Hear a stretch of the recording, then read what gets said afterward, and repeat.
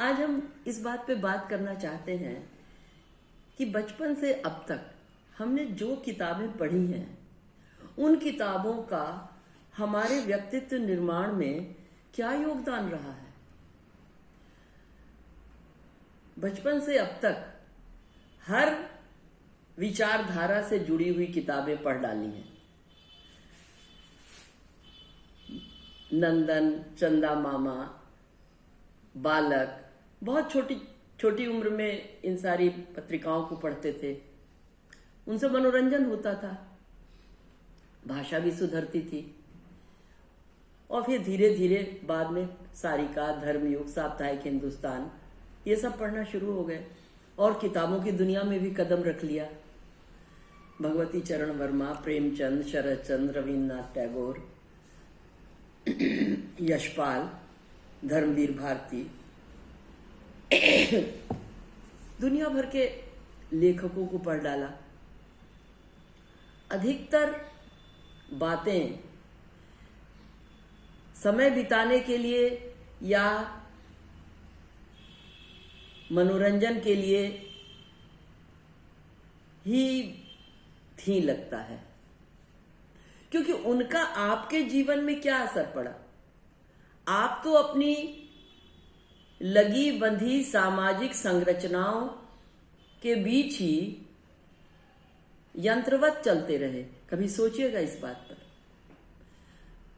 बहुत सी किताबें पढ़ डाली, बहुत सी तथाकथित क्रांतिकारी किताबें पढ़ डाली। आशापूर्णा देवी की जो रचना है, प्रथम प्रतिश्रुति, बकुल कथा, स्वर्णलता, ये सब एक प्रकार की आंखें खोल देने वाली कृतियां थी, या महाश्वेता देवी की भी रचनाएं।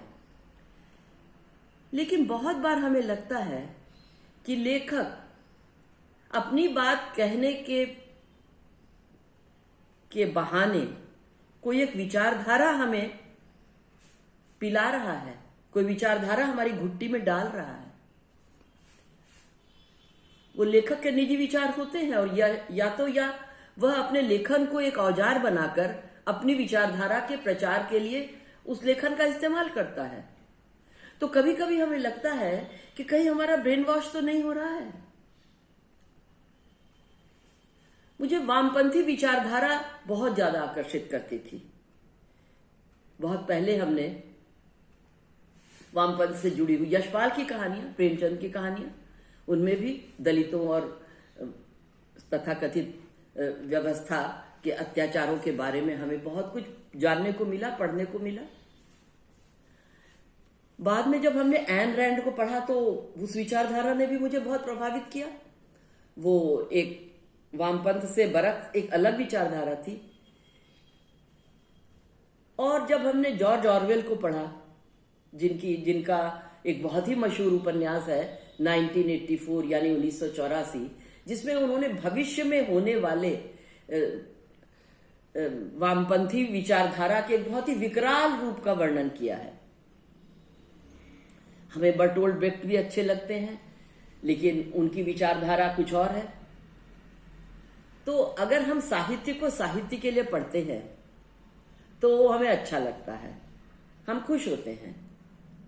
लेकिन यदि उस विचारधारा को हम नजदीक से देखने जाएं तो उसमें बहुत सारी हमें खामियां नजर आती हैं। इसलिए एक पाठक को यदि वो साहित्य पढ़ रहा है, नाटक, कहानी, उपन्यास पढ़ रहा है, तो उसे मुख्य रूप से उसकी साहित्यिक प्रॉपर्टी को ही देखना चाहिए, ऐसा मेरा मानना है। आप किसी विचारधारा को यदि अपनाना चाहते हैं तो किसी किताब के कारण नहीं अपनाइए। पहले उस विचारधारा के सारे प्रॉस एंड कॉन्स को देखिए। उस विचारधारा में मूलभूत बातें क्या कही गई हैं, उसे साहित्य की चाशनी में लपेटी उस विचारधारा की गोली मत निगल लीजिए। और हमने देखा है कि वामपंथी विचारधारा ने कई बार ऐसा किया है कि साहित्य, संगीत और छंदों की भाषा में उस गोली को लोगों तक पहुंचा दिया है। मेरे बहुत प्रिय लेखक रहे हैं मैक्सिम गोर्की, और इसी तरह के सभी शायर और खासतौर पे फैज अहमद फैज, उनकी तो रचनाएं बहुत ही ज्यादा पसंद है मुझे। बहुत पहले मैंने फैज के ही जीवन पर आधारित एक बहुत प्यारा नाटक देखा था, शीला भाटिया द्वारा निर्देशित, दर्द आएगा दबे पांव। उसमें वो फैज की रचनाओं पर आधारित था और उसमें फैज की निजी जिंदगी से जुड़ी हुई बातों को दर्शाया गया था। बहुत ही खूबसूरती से लिखा गया था वो नाटक।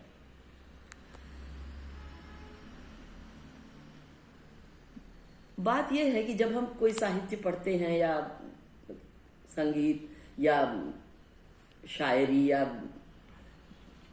साहित्य की सभी विधाएं, तो हम उस लेखक को एक ऊंचे धरातल पे स्थापित कर देते हैं, उसको एक पेडेस्टल पे रख देते हैं। दरअसल जब हम उसे पेडेस्टल पर रखते हैं तभी हमारा रिश्ता यथार्थ से छूट जाता है, तब हमारी आलोचनात्मक दृष्टि रुक जाती है। वो रुकनी नहीं चाहिए। हमें हर वक्त हर चीज की, हर विचारधारा की जो हमारे दिमाग में जा रही है उसकी पूरी तरह पड़ताल करनी चाहिए, उसकी जांच करनी चाहिए, उसका विश्लेषण करना चाहिए और तभी उसे अपने मन मस्तिष्क में जगह देनी चाहिए।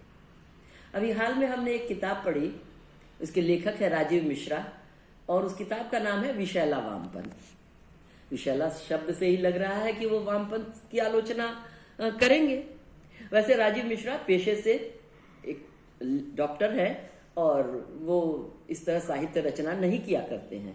ये उनके मन की बातें हैं जो उन्होंने लिख डाली हैं। लेकिन मुझे देखकर बहुत ही ज्यादा एक प्रसन्नता हुई कि उन्होंने बिना किसी लंबे चौड़े शब्द जाल में उलझे इस विचारधारा की बहुत गहन पड़ताल की है। उन्होंने जैसा कहा है कि अपनी युवावस्था में या अपने छात्र जीवन में ही वे वामपंथ विचारधारा के बहुत बड़े समर्थक थे, उसके प्रशंसक थे और यहां तक कि अपने स्कूल के जीवन में इन्होंने एक निबंध भी लिखा था जिसमें उन्होंने कहा था कि राष्ट्रवाद अब एक मृत विचारधारा है। लेकिन धीरे धीरे उन्होंने देखा कि इस विचारधारा में बहुत तरह के अर्ध सत्य है, कहीं कहीं सत्य बिल्कुल भी नहीं है, ऐसा इनको महसूस हुआ। वामपंथ की सबसे बड़ी जो आकर्षक बात हमें लगती है कि वो समानता की बात करती है। वो समानता की बात करती है, वो इतनी समानता की बात करती है कि हर आदमी उसके प्रति आकर्षित हो जाता है। लेकिन हमने देखा कि क्या सचमुच वामपंथ समानता लाता है? ऐसा नहीं होता है। उन्होंने ये कहा कि जब मार्क्स ने ये कहा कि यह समानता की विचारधारा है, तभी उसने एक बहुत बड़ा असत्य बोला, क्योंकि यह समानता की तरफ नहीं सिर्फ संघर्ष की तरफ ले जाता है।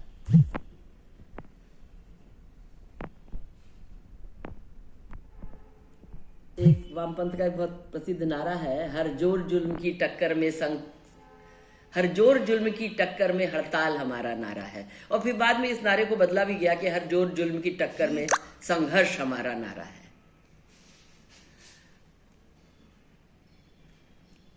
समानता का जब सिद्धांत हम वैचारिक धरातल से हटाकर वास्तविक धरातल पर लाते हैं तो हमें यह समझ आ जाता है कि यह बिल्कुल असंभव सिद्धांत है।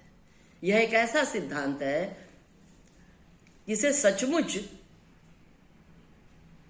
लागू करना असंभव है। आप अवसर समान दे सकते हैं, पर समान अवसर पाने के बाद भी व्यक्ति असमान ही रहेगा। तो ये अवसर की समानता तो मानी जा सकती है, लेकिन बाद में उस समान अवसर को पाने के बाद भी लोग असमान ही रहते हैं। यही है प्रकृति का नियम और ये नियम शाश्वत है। जब एक ही परिवार में पले हुए भाई बहन, एक जैसी सुविधा प्राप्त किए हुए भाई बहन एक जैसे नहीं होते हैं। ईश्वर ने हमें एक जैसा नहीं बनाया है। किसी के पास कम और किसी के पास ज्यादा क्षमताएं हैं, बौद्धिक हो या शारीरिक हो। लेकिन जब हम विभिन्न प्रकार की कम या ज्यादा क्षमताओं वाले व्यक्तियों को एक बराबर अवसर देना शुरू करते हैं या एक बराबर पुरस्कार देना शुरू करते हैं, तभी गिरावट आनी शुरू होती है। कई बार ऐसा होता है कि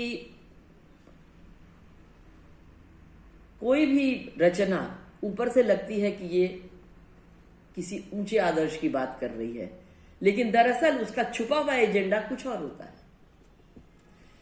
अभी मैंने पढ़ा कि कानपुर विश्वविद्यालय में इस बात को लेकर के बहुत ज्यादा विचार मंथन हो रहा है कि फैज साहब की ये जो गजल है, हम देखेंगे, लाजिम है कि हम भी देखेंगे, इस गजल के ऊपर काफी वाद विवाद हो रहा है। कुछ लोग कह रहे हैं कि यह हिंदू धर्म के विरुद्ध है और कुछ लोग इसे कह रहे हैं कि नहीं, ऐसा नहीं है।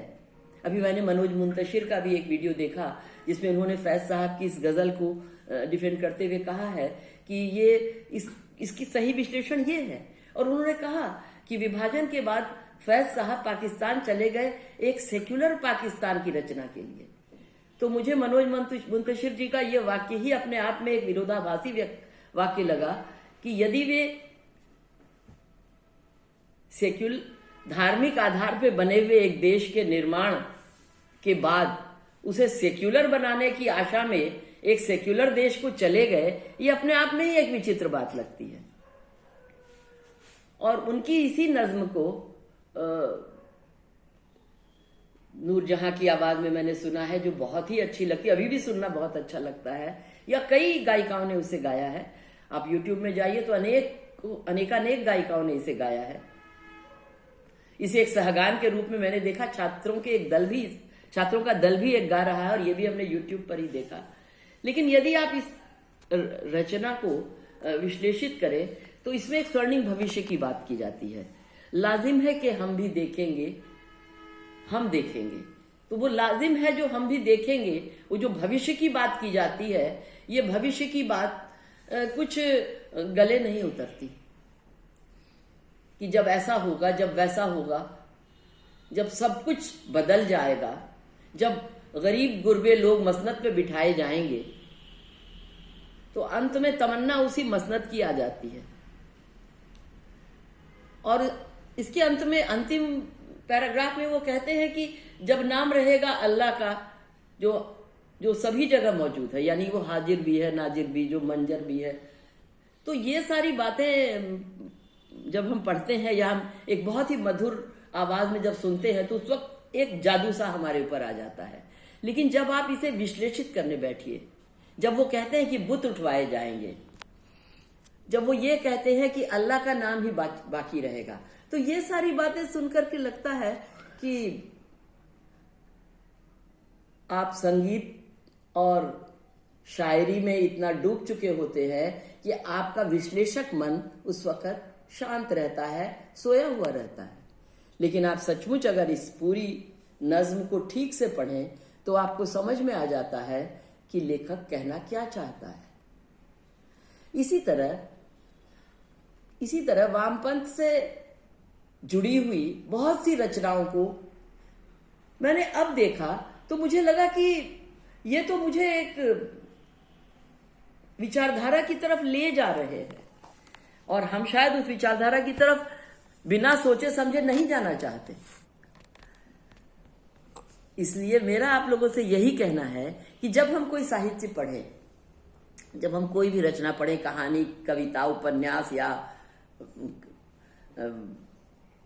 जो भी विधा है साहित्य, क्या आलेख या निबंध, तो हम इस बात को सोचें कि शब्दों के माया जाल में उलझकर कहीं हम किसी अन्य विचारधारा की तरफ तो नहीं कदम बढ़ा रहे हैं जो हमारे विश्लेषक मस्तिष्क को पसंद ना आए। कई बार ऐसा होता है कि किसी व्यक्ति की विचारधारा हमें पसंद नहीं आती है, लेकिन वो व्यक्ति हमें पसंद आता है। तो साहित्य के साथ भी यही होता है।